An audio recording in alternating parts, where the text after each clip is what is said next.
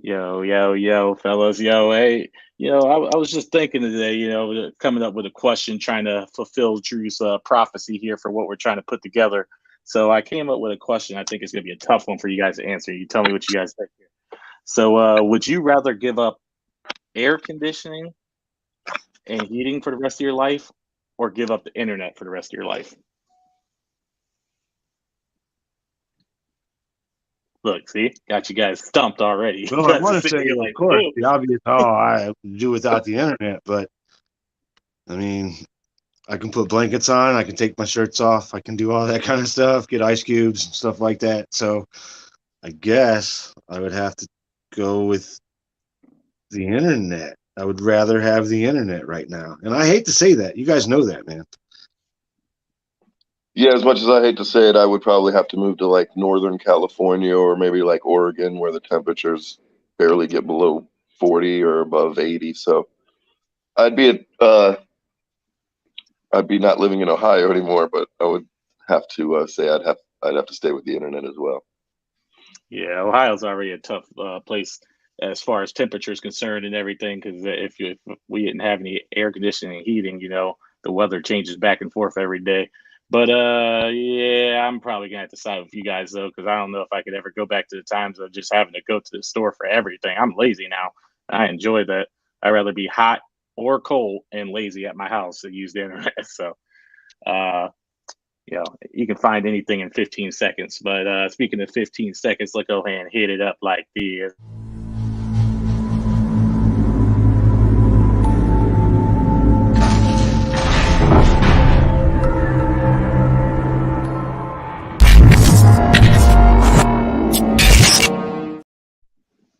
I really do like that intro. Welcome to IU We Talk Live.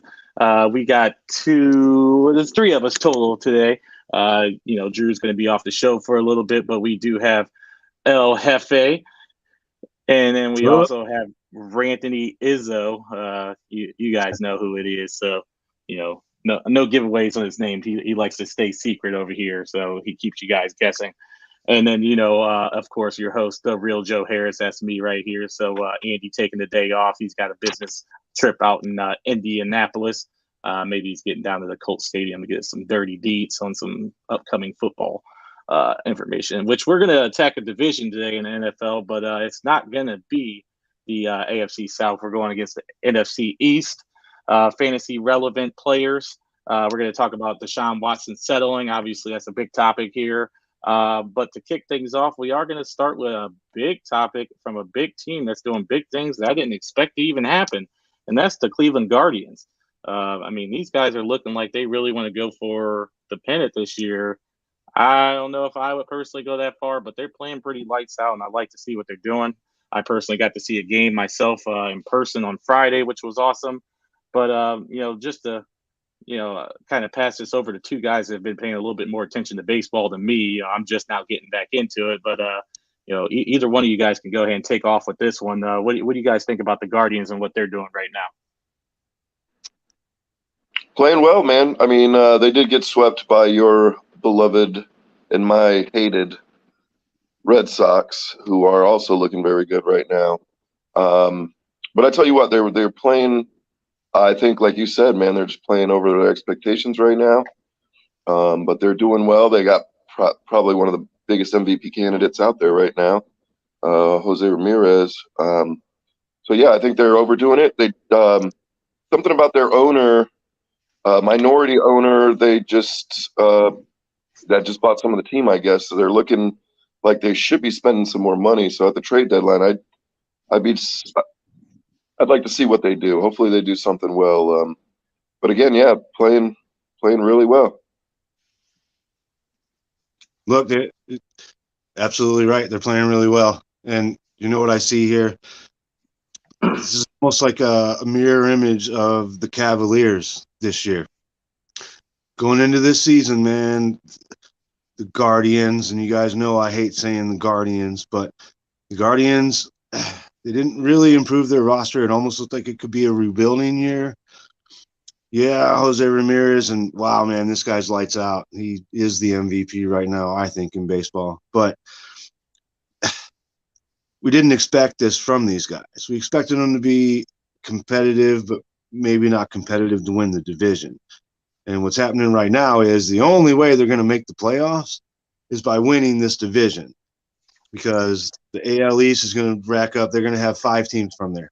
But, I mean, you can't have 5. But you get Very, what I'm very saying? possibly 4 if you can have Well, that. yeah, exactly. It's going to be Houston, the AL Central winner, and then the top 3 teams from the AL East. I mean, that's how it's going to play out. And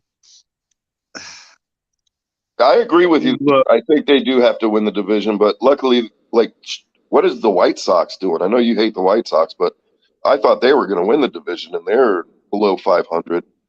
well, I was Minnesota definitely got better, but wow, I mean, Kansas City and Detroit are just god awful too. well, I believe Minnesota is going to hit their stride. I believe that.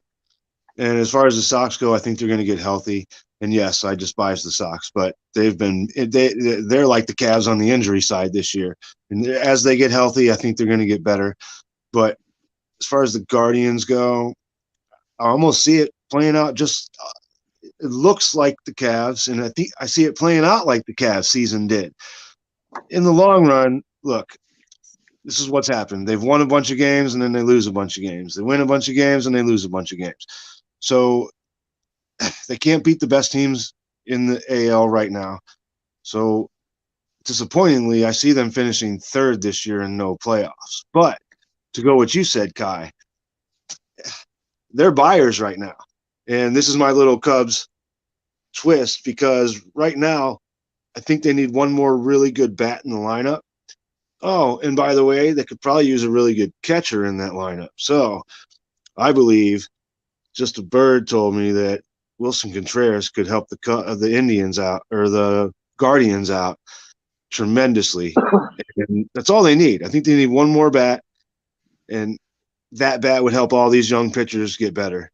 So I see the Guardians finishing 3rd, unless they make a good move, and then they have a chance. Yeah, it looks like they're 2 games back right now from Minnesota. And one thing I'm looking at, you guys said that the White Sox aren't playing well. I do see them with a minus 51 run differential. And then you look at the Twins and the Guardians, who are about 3.5 and 5.5 games ahead of the White Sox. They're sitting at plus 20, or I'm sorry, plus 32 and plus 26. So, we're still before the break. But that looks to be something that bodes well for them to compete for the division. But let's see what happens after the All-Star break. They have a lot of confidence, though, and I think that's the big thing. It's a bunch of people out there doubting them, and maybe they're using that as momentum to keep the season going. I was honestly surprised that the Red Sox swept them. I know that the Red Sox are playing well, 19-4 in June. I think we might have a couple more games, so we are playing well. But I did want to show off this nice little T-shirt before I go ahead and transition out of this. I got this at the game. The guy told me when I walked in the door. Now, this is actually probably the best burn I've ever heard from anyone. That's the Shane Bieber jersey? No, I didn't. I went on Friday. I almost went Saturday. No, that was they gave away Jose Ramirez T-shirts on Friday, Bieber jerseys on Saturday. But yeah, so I walked in the door and he hands me one and he goes, "Oh, I didn't see your jersey." I go, "I'll take one anyway." He goes, "Sure, you can use it to wipe your tears later on when the game's over." I go, "Oh, wow." So yeah, I probably should have found him after the game, but I did wear this hat though. This is from Kai. This is the Paul Tuckett Red Sox. Bought it for me for my birthday. So he couldn't buy me a Red Sox anything Red Sox for my birthday. He couldn't bring himself to do it. So I did wear this hat on Friday. No one knew what it meant, and it happened to be Dollar Dog night, so everybody loved it until I told them later on in the night that it was a Paul Tuckett Red Sox hat. So yeah, I definitely played that one pretty smooth. But yeah, they are playing really well. So good luck to them moving forward. But I'm more concerned with my guys. So, but let's go ahead and transition this over here. I'm not going to make a noise. I think I embarrassed myself last week trying to do it like 3 different times. So I'm just going to talk. Yeah, it's like we got to get some type of sound bite for that or something. We'll make Drew do it. His noise is perfect. It's like he practices those in the mirror or something. So we just got to get a sound bite of him. But yeah, so what's in the news right now? Deshaun Watson settled with 20 of the 24, I guess, what do you call them, victims or the Plaintiffs. accusers, Plaintiff. plaintiffs. Yes. Yeah, there we go. 20 of the 24 plaintiffs. I I'm still waiting to see what's going on with the last four, but I do know just kind of the added thing that I read this morning. The NFL is planning to start their meeting with him to determine a discipline tomorrow. So that kind of lines up coincidentally with what Drew's been saying the entire time as well, which is they come up with these decisions right before holiday weekend. So honestly, the fact that that came out that that's going to start tomorrow, I completely expect to know by this weekend what Deshaun Watson will be looking at. But as far as the settlement's concerned and anything else really regarding the case that you guys might have heard, let's start it off with you, Jeff. Well, what do you think about the settlement and everything? So. Oh boy, you guys know, man, I've not liked this whole thing from the beginning, and I'll reiterate, we're talking about Deshaun Watson and his legal issues rather than talking about the Browns right now, and that kind of sucks. And as far as the settlements go, I read and heard that, I mean, he offered $100,000 to all 22 when it was just 22. The Browns got him, and most of them didn't want to do it because they had this really strict non-disclosure clause. And what D. Watt's team is saying is that that's because the Miami Dolphins were going to do a trade for D. Watt, but they didn't want this whole thing being on them, so they made these really strict clauses if these people took the settlements, and apparently nobody did. And then D. Watt came here talking about, well, I'm just going to defend my name, even though he'd already offered settlements. And look, I told you guys it's going to be weird because yes, this thing's going to start, and it's the first time ever in the NFL that it's not like the commissioner coming down and making this ruling. This was an agreement between the players union and the NFL to have this like tribunal with what's her face. I forget her name. It was just her name the other day, and then today it's her name with a L in the middle. They talked about it on the fan all day long. It must be official because they put the L in her name today. Yeah. But she's the one that's coming down to make the decision. She's the one that is going to come down and make the decision on the suspension.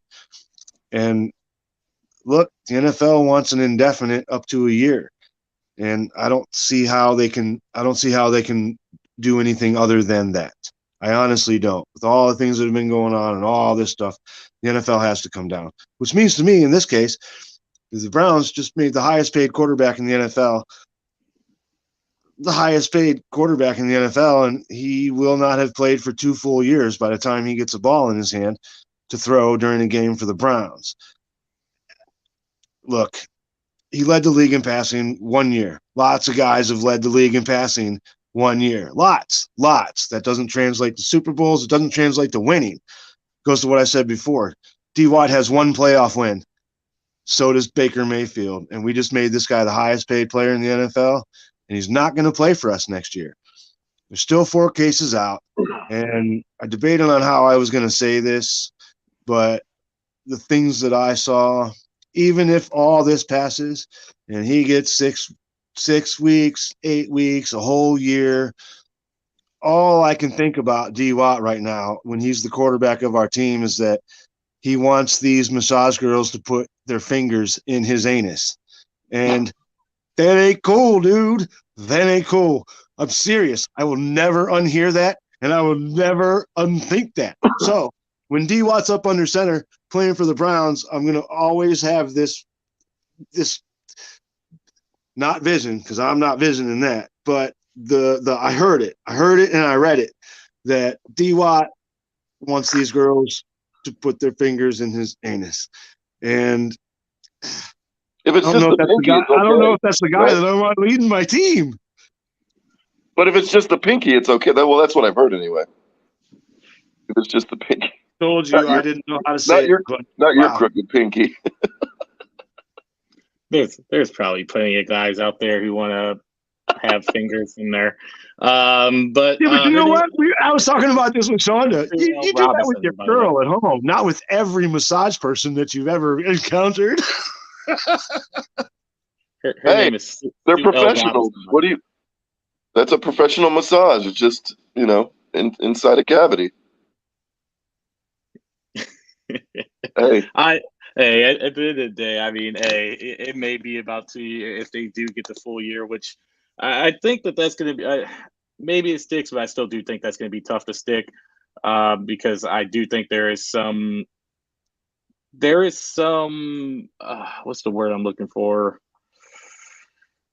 I mean, there's something to be said about the whole portion of the conduct policy that says that owners are held to a higher standard. Like I know that they can't be suspended, which me and Kai discussed this last week. You can't really suspend the owner. What's that like? They're just gonna go sit on their boat somewhere or something. But I mean, if you go and look at some of these disciplines that they have given them, I mean, it's also nothing. So how do you justify allowing them to get away with almost murder and just saying, oh well, we just gave him a little fee or whatever. We didn't take yeah. I any mean, they take away draft drastic picks and shit. I believe. Yeah, it's going to be a good argument for the NFLPA. I will say that. But even if he doesn't play for a year, you're right. There are plenty of people who have gone and led the league in passing. But I can tell you one person who was never going to lead the league in passing. And that was Baker Mayfield. The dude can't even sniff 4,000 yards. It just like every single year, other than the year where they had the easiest schedule, he has only won 6 games. That's it. So I think the Browns in this position, like they went into this saying that they were going to go after an elite quarterback. Rodgers signed for his deal with Green Bay. Wilson never even had the Browns on his list. They ran out of options. Ended up being Watson. And when you're looking at it, with the roster that they have in place, I wouldn't be surprised if they can win 6 games, if not more, with Jacoby Brissett. Like I don't think Baker was doing much more than what Jacoby's going to be able to do in order to win them games. So they took a chance. They got Browns, of course, but it still might work out for them. They're going to have this guy on the field eventually, and this is nothing different than having a guy who you sign for all this money, and unfortunately he goes and blows his ACL out in practice. There's a lot of different reasons. He liked the pinky. There's a lot of reasons where you can end up off the field though. His is just a lot different than some of the other guys. A little bit at least. You have anything to add about this Watson? I will have something to add after they figure out what's going to happen, man. I know this is the hot thing for the NFL right now, and the United States is the NFL for sports anymore. And yeah, well, next week we'll talk about it again. I'm sure we'll get back to it then. Yeah, I wouldn't be surprised if they maybe slapped him with like a half a season or something. Like just because this whole thing, it's just like a conspiracy to me. Like Drew pointed out all these. I wish I had a list of them, but how they always announce these decisions right before holidays. And I'm just like, well, what better time would you go and upset everybody by doing this before they go out and get wasted and go blow off fireworks? They'll forget about it by the beginning of next week. And there's a lot of other big stuff going around the world right now. Obviously, it was to stay away from the whole politics and everything, but we know that there's something else that could potentially overshadow what's going on with this. So the NFL may not come down as hard on us, we think. But like I said, I do expect for us to know by the weekend.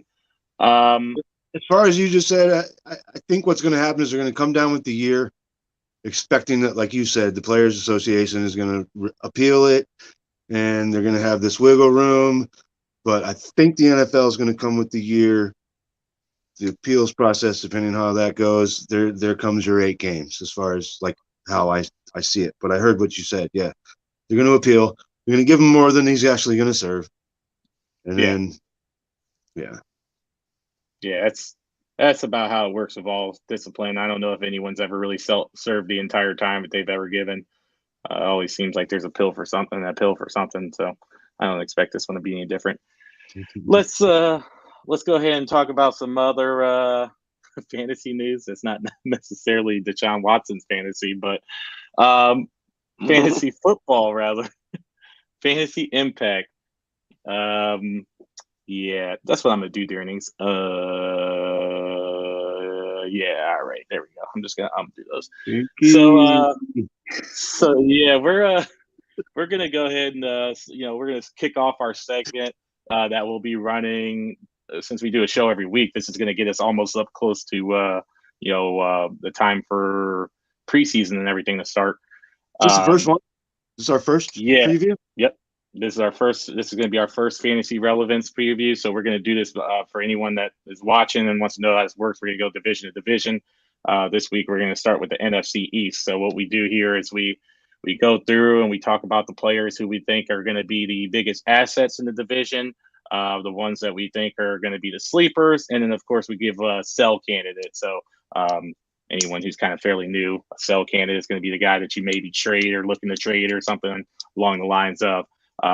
And actively, I'm going to actually call this fantasy for dinner. So, yeah, let's go ahead and start this off. Since it's the NFC East, Kai, I got to go ahead and lead it off with you. Your boys play in that division. So who do you have as your biggest fantasy asset for in the NFC next year? Or this season, rather? I think, and I don't like saying it, but I do want to say Gibson, the running back for the newly named Commanders. I don't. Out of all the teams in that division, I hate the Washington's team the least. You know what I mean? I hate Philly, and I definitely hate Dallas. So if they do well, that's better than the other two guys. If it's not going to be the Giants, but yeah, I pick Gibson, man. I think you're not paying a lot for him. I think he's got as far as running backs go, he's got a few more years ahead of him, which is a fairly lengthy career if you can get 6 to 8 good ones. I know a lot of teams are going more of a 2 running back style game, but yeah, I think as far as for the price and everything, that's my guy for sure, and he's got longevity, hopefully. Yeah, I think he's in a good position, honestly. I think they drafted someone. I can't really remember what the guy's name is. Yes, it's Brian Robinson. Yeah, I think he's going to be more of a handcuff guy. It won't be a bad idea for anyone who's playing in dynasty leagues like us. We have our rookie draft coming up here in just a handful of weeks or so. And I think he'll probably be like a handcuff to him, but I don't see Gibson losing any work with the pass catcher? What's his name coming McKissick. back? McKissick. Yeah, I think that workload is going to remain the same. So really, I think Gibson's value just remains on him being healthy, which from everything I'm reading, he's over that turf toe already. So I think he's probably a good ride in that division, definitely. Jeff, who is your biggest fantasy asset in the NFC East? I like Gibson, and I'll address him later with one of the future questions. But, I thought about this for a minute, and fantasy assets, I think that the Eagles have taken a step forward, and I really feel like they're going to take another step forward, and might be cheating a little bit. But my biggest fantasy assets in this division this year are A.J. Brown and Devonta Smith. A.J. Brown's going to go high, but I think he's going to produce high. Devonta Smith's going to be one of those lower tier guys that could have a huge season. And if Hurts progresses even further from what he's done through his first few years, I think you got to have both of those guys, and you could even start them both week to week.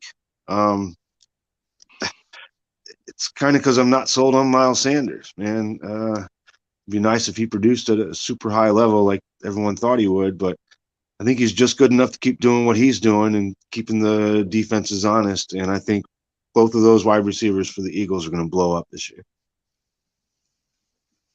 Yeah, I completely agree. I mean, that's going to be a hell of a duo. I tell you that. Of course, it's one of those. It's just a fantasy thing, a Joe thing. It's hard to explain. I won't go in too much detail, but of course, I made a trade and I got rid of Jalen Hurts and ended up acquiring Deshaun Watson, and then Jalen Hurts not only gets a new target, a new weapon that's actually pretty dominant. He was good enough to make Ryan Tannehill look phenomenal for about 2 or 3 years. But now Deshaun Watson's probably facing a 1-year suspension. So luckily I have Stafford on the roster. But man, if anyone has that poor fantasy luck, it's definitely me, man. I tell you that. So yeah, I definitely like the addition of AJ Brown though. That's more like the thumb, dude. Yeah, it's definitely the thumb. It might be 2 thumbs actually. So, but yeah, I mean, with AJ Brown, Devontae Smith, and their tight end Dallas Goedert, man. I mean, that offense is gonna look to be really, really explosive. I think their offensive line got better, which actually brings me to who I think my biggest fantasy asset is going to be, and that's Jalen Hurts.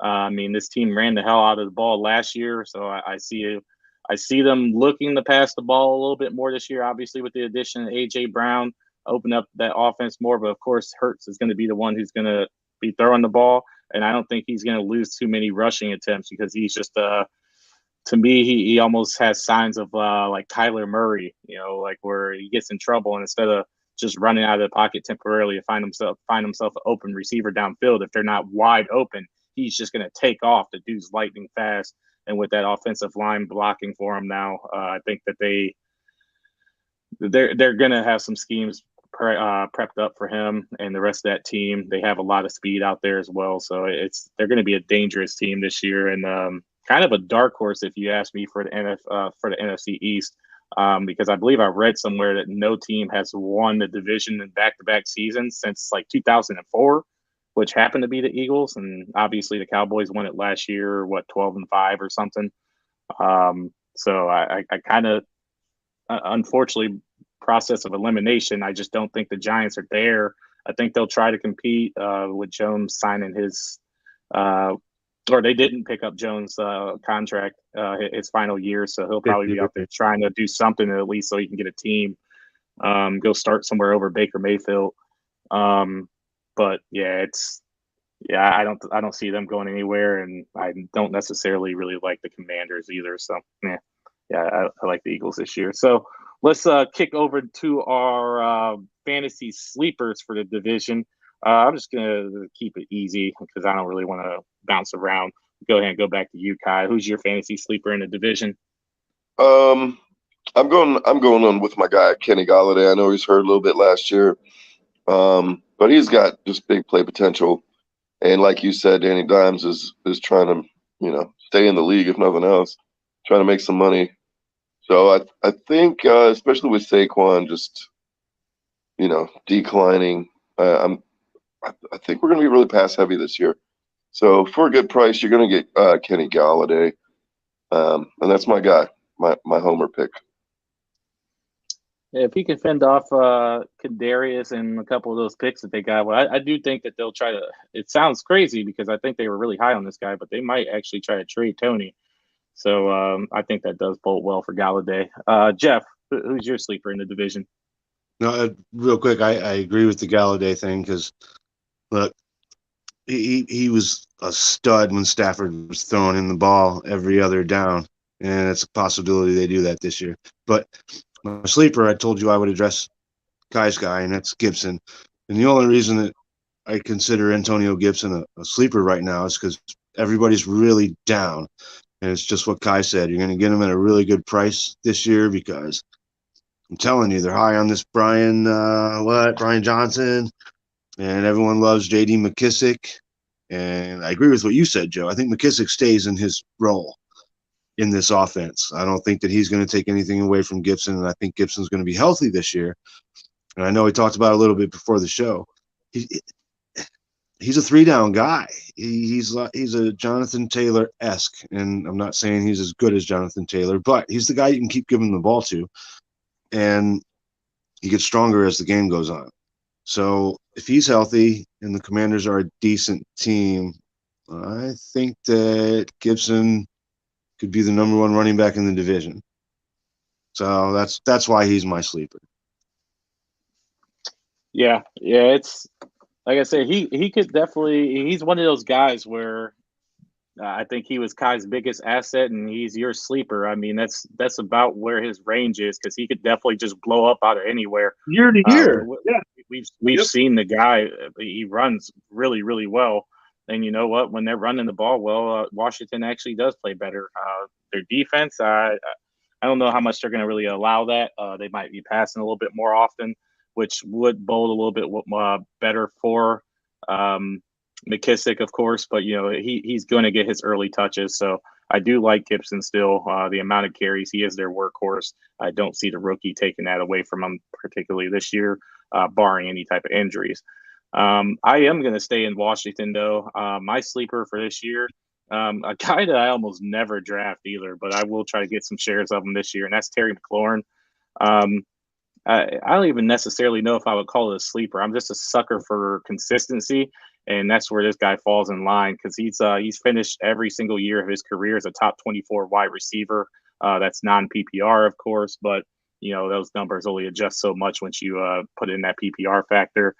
He's had back-to-back seasons with over 1,000 yards receiving. His touchdowns are a little bit on the lower end. I think he averages about 5 per year, somewhere along the lines of. But I mean, there's something to be said about Carson Wentz becoming this guy's quarterback. They haven't had the greatest quarterbacks over the past several years, and he's been able to put up the numbers that I just listed out. Carson Wentz is probably leaps and bounds the best quarterback he's had out of the guys that have been there. So I expect that number to at least stay the same, if not slightly get better. So I think he's safely the wide receiver 1 for the team. I think he's also a safe wide receiver 2 on your fantasy team if you can get him for the right price in the mid round. And dynasty, if you're talking dynasty, if you could trade for him and maybe get another player with them and trade another asset like another top end wide receiver that's maybe on their downslope. I wanted to say DeAndre Hopkins, but I didn't want to throw shade because I know he's got that suspension looming, and I traded him to you. That kind of came out of nowhere, but at least you only got one thumb. I got 2, man. So got 2 of these. Yeah, so I definitely like McLaurin as a sleeper for the division. The last one was sell. My writing looks terrible right now for whatever reason. So sell candidates for the NFC. Kai, kicking it back off of you. Well, I hate to say it, but I'm going to sell Saquon Barkley, man. I know he's diminishing in prices in every league or whatever, but he's also diminishing in quality. And unfortunately, maybe he has a resurgent year this year. Let's hope so. But for me, it's him. It's been killing me because he just started out of the gate so well, and he's just injuries slowed him down. If not all, stopped him altogether, man. But we'll see this year. Hopefully, I'm wrong. Hopefully, he has like I said, a comeback season. But that's who I would sell if I was selling him. Yeah, it's a very unfortunate thing because we've just heard about this guy's talent every single year. I mean, we saw it the first year, and then we just keep hearing about it. But every single season, it seems like an injury just looms somewhere down the line. He's only played 42 or 43% of his games in the last 3 years, which is rough. I mean, when we're talking about fantasy, you need the guy out there. So at that point, if you have a guy that's only on the field that much, you're almost hoping that, he at least gets injured earlier in the season so that you have him when it matters the most, which is the end of the year.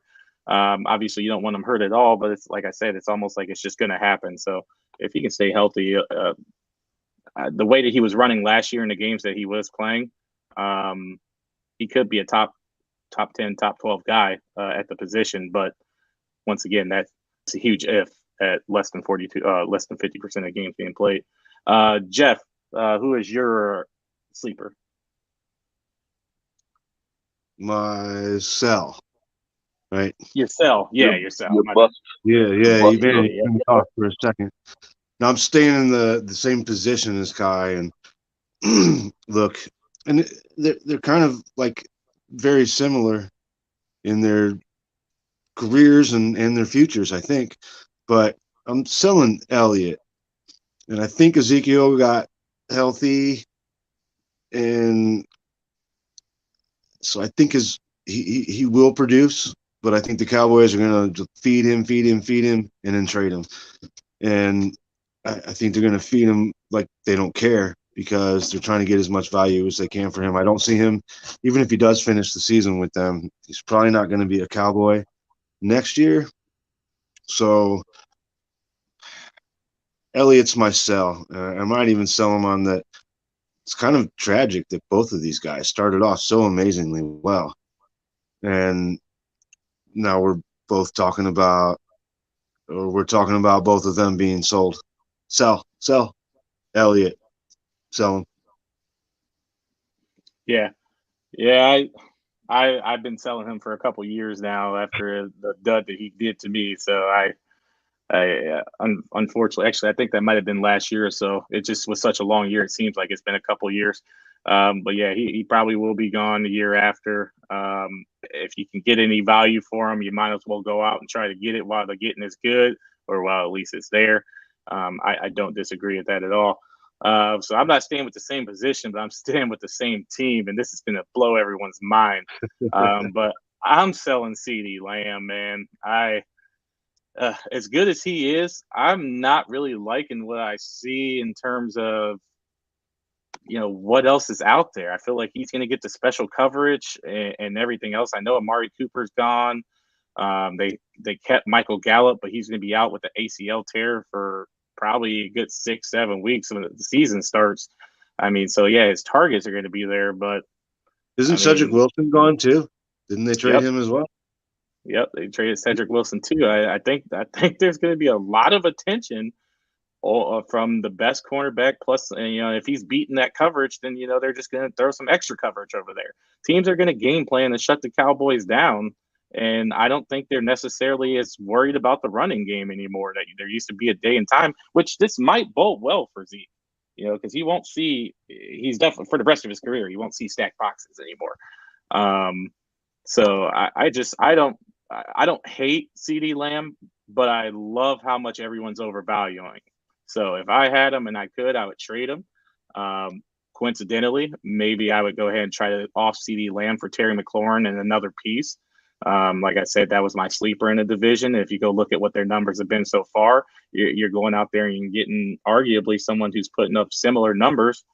And even though CD has an opportunity to really become that number one and change course and make it and blow his numbers up even further, I'd rather take Terry McLaurin at a level where I know he's going to get his 70+ balls, his 1,000-yard season, 5-6 touchdowns, something along those lines of, and then stack maybe another running back or something, RB2 in there to try to balance out my roster. So I like how valuable CD is to the point where I'm actually selling him to even out my team a little bit more. So yeah, I mean that's it for the fantasy thing. Any other fantasy relevance that you guys want to throw out there before we go ahead and kick over to our quick takes? Oh, good. All right, that's a good one right there. So I think I got it down this time. So I think this is the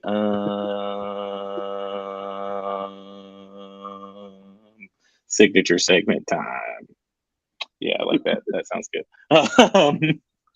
So yeah, we're gonna go ahead and go through our quick takes here. So first one up, the guy who I had, I'm gonna go ahead and shout his name out because he's a well-known person amongst a lot of us.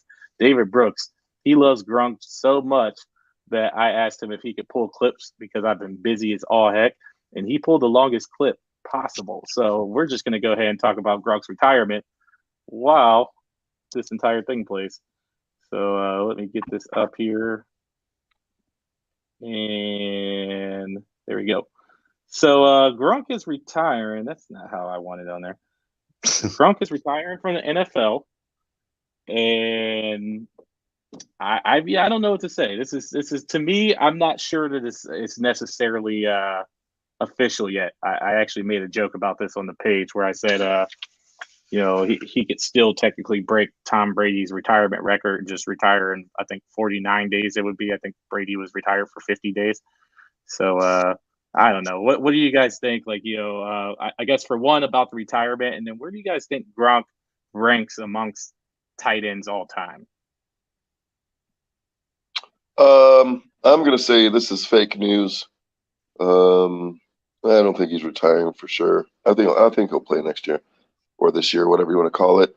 And tight ends, probably top five. I'd say between 3 and 5, but top five for sure. Give us a number. Come on, give us an actual number. We'll go with 4. Split the difference. 4. I'd say it's the 4th best ever. All right, fourth best ever. All right, we'll take it.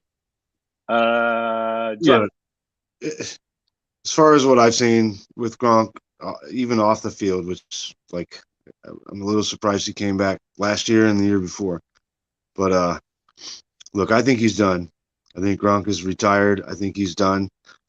Look, I've seen specials where they didn't even know if his neurological functions were even going to come back. He's had so many concussions. His family had to walk him around the house. Dude couldn't like hold his hand steady, couldn't do all this kind of stuff. This was before Tide Pods, and somehow he came back. But I'm telling you, I'm pretty sure that he's got enough. He's done enough that he needs to save enough of his health and his mentals as he can. I say he's done. And as far as the overall list, I'm going to give you 7 or 8. Oof. Yeah, that's a little hot for me. So I got to hear some names real quick. 7 or 8 is a little high for me. So, well, just shoot off some names. They don't even have to be in order. Shoot off 3: Kellen Winslow, Ozzie Newsome, Tony Gonzalez, like Kellen Winslow, Antonio Gates. There we go. There's 4. Like the Kellen Winslow, like Kellen Winslow Senior was one of the best tight ends that ever played the game. Okay. Yeah. Okay. What about Ditka? Fine. There's 5. All right. So you guys know what I want to say. I'm not going to say it though. I'm not going to put him at number 1, but I will put him at 2. The only person I could really put ahead of him, truthfully, is Tony Gonzalez because the dude was just extremely special. I do still think that he was the best tight end to ever play the game.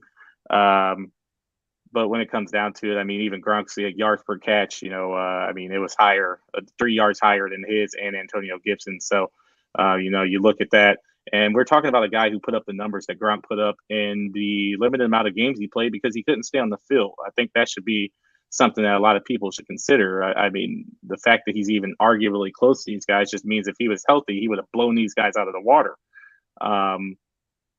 And I mean, you look at some of these highlights. Unfortunately, he literally went and got the top 50. I would have preferred the 10 because there's one specific one that I look at all of the time where this man carries like 3 Washington. They were Redskins at the time, but Commanders, whatever you want to be. He carried him up the sideline. The one guy was hanging on his back, and it looked like he was running out of bounds. He just shook him off and then just kept running up the sideline to score a touchdown. The one-handed catches, the Super Bowl catch that he made over I can't remember the safety's name against Seattle, who at that time was strongly the Legion of Boom. No one was beating those guys. I mean, this guy is a special talent. The combination of speed and size is really what I believe is unmatched. The way that he attacked that seam was just filthy. So I'm easily putting him at 2, and more than anything, when I started doing my research on this, I really, really, really wanted to go with him at number 1, but it's hard to look at Tony Gonzalez's numbers. And then I even went and pulled up some of the highlights just to kind of get my mind right. And it's just a no-brainer to me. I think that this guy is second on the list. So as far as retirement, like I said earlier, I don't know. It could be a ploy. I do think I'm gonna agree with Jeff in saying that I think he probably should stay retired. If he wouldn't have gotten the broken ribs last year, I think it would be different. But that's got to be hard on him at his age and the injuries and everything he's had. The guy likes to enjoy his life. He might as well keep doing that. But if I'd say that Tom's not going to convince him, I'd be lying. Because it depends on what's going on with camp, and all it takes is an injury to one of the wide receivers or one of the other tight ends or something. And next thing you know, yeah, he's calling Gronk, and I'm sure there's a couple favors owed in there somewhere. So let's see how that pans out. I'm going to try to remove this and see what we're going, but we are going to go ahead and move to our next quick tape here. The Colorado Avalanche defeated the two-time reigning Stanley Cup champion Tampa Bay Lightning yesterday. I was almost convinced that they were going to go back to back to back, making it to 3. So, yeah, I don't watch hockey, but what's funny is 330 to go actually posted something saying that we're terrible at reporting hockey, and I actually agree with them. We are very, very, very much terrible at not reporting a hockey hockey. bunch. We're not a hockey bunch. Yeah, so but I just want to give some congratulations to the Avalanche for not allowing the Tampa Bay Lightning to three-peat. And is there anything that you guys want to add about hockey, Stanley Cup? I didn't watch too much because of the Rangers not being in it. If the Rangers were in it, I would have watched every game. But the stupid I haven't Lightning watched won. hockey on TV ever, but I have been to 3 Blackhawks games at the old Chicago Stadium. That's what I got to say about hockey. Thanks for that insight, sir. 3. Well, there we go. Do you know that rink was too small? It wasn't regulation. Yeah, that's why they fought the Red Wings all the time. There's blood all over the ice. It's because there was so much blood on the ice. It couldn't have a regular size arena. Yeah. Well, gotta love the NHL cheating on their rank size. So let's go ahead and just jump to the next quick take here. This one's actually a El Jefe feature. The Ohio Derby is it coming up or did it happen? No, it happened on the 25th. And the reason that you guys are all confused because I was supposed to be on the show last week to I handicapped this whole thing. There's 2 races that I handicapped. I even sent Brooks because he was supposed to be there with some client. So I even sent Brooks like my picks, and I'm like, here, man, if you're out there, throw some money down, do this, and he's like, wow, I can't even believe that you remembered I was supposed to be there, and he didn't get to go. But anyway, the Ohio Derby, man, it's the biggest horse racing day in the state of Ohio. Dean Wayne Lucas, Chad Brown, this is the only time of year that all the big trainers, all the big jockeys, and all the big owners are here. And as far as this one played out, there were 3 horses. There were 7 horses in the race. 8, 1 was scratched. But out of the 7 horses, 3 of them ran in the Kentucky Derby. So, right, they get all the hype on the betting. And the little post that we got into a little debate on not too long ago was Sonny Leon, the guy that won the Kentucky Derby on Rich Strike. He ran at Thistledown again. And like I said before, now he is 0-18. He's never won a race at Thistledown. So don't bet on Sonny Leon when he rides at Thistledown. But anyway, I liked White Avario. He'd been in the Kentucky Derby. He finished 16th. He didn't do great, but he had won bigger races. Tawny Port won. And ironically enough, the 3 horses that ran in the Kentucky Derby finished 1, 2, 3 in the Ohio Derby. So wasn't that much money to be made as far as odds go. But if you've never been there, it's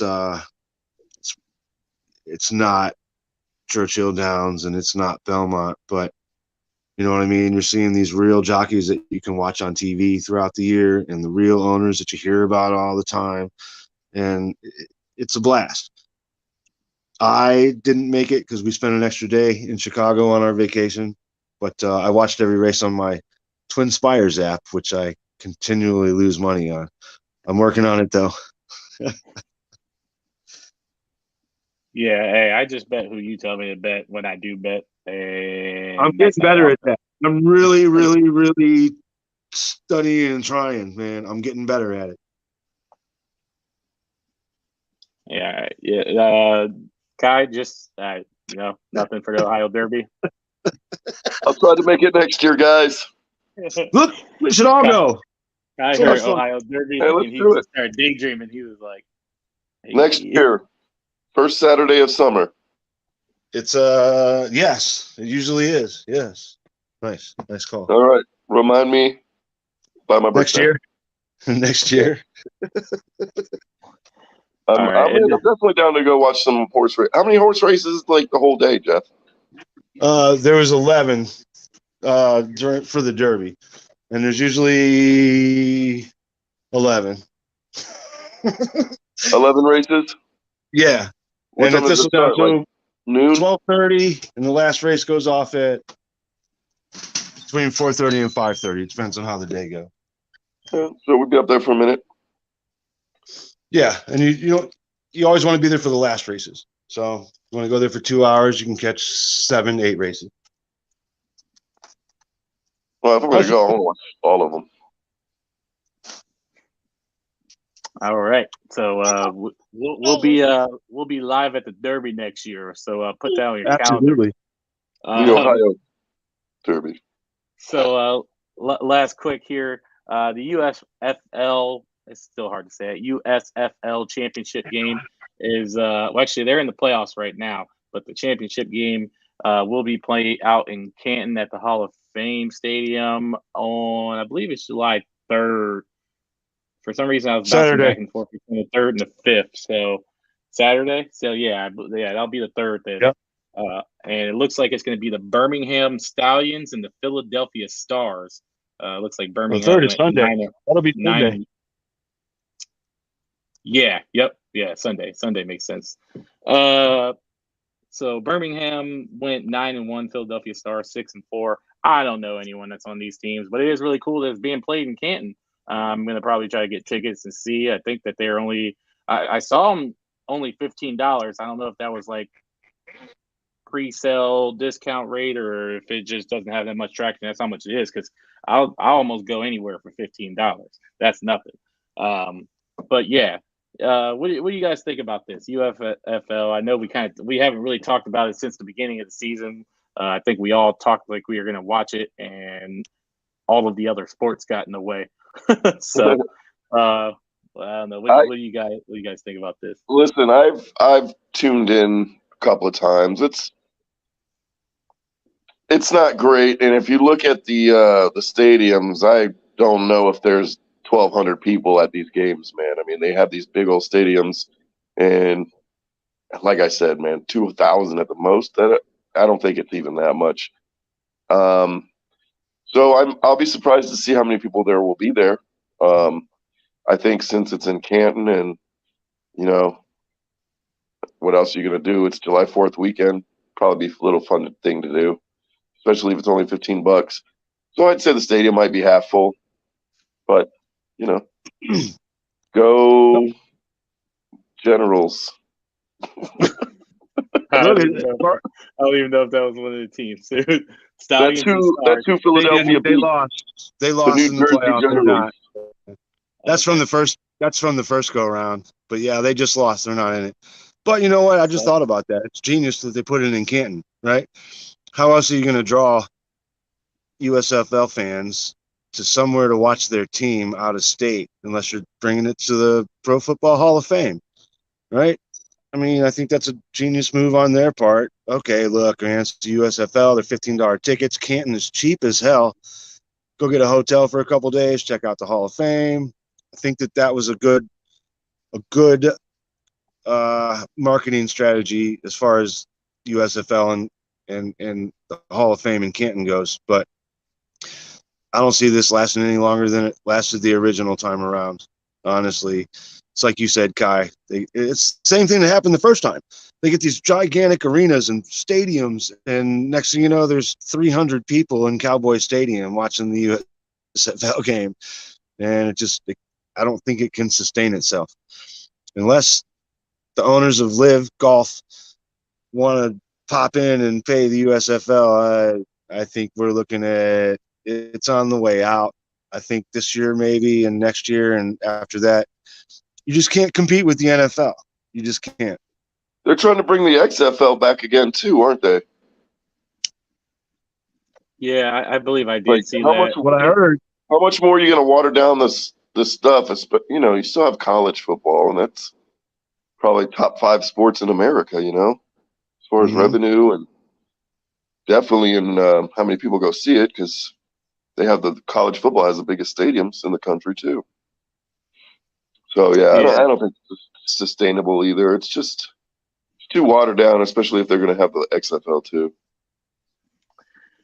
yeah, I agree. It's just one of those things, and it's like I think their whole mindset is it bridges the gap between seasons because there's obviously no college football and no pro football on, but people are just a-okay with waiting for those seasons to start. I mean, nobody's really looking to go watch this stuff, but it is neat nonetheless. So that's why I feel like it might be worth it to go check out a game, especially a championship game while it's around.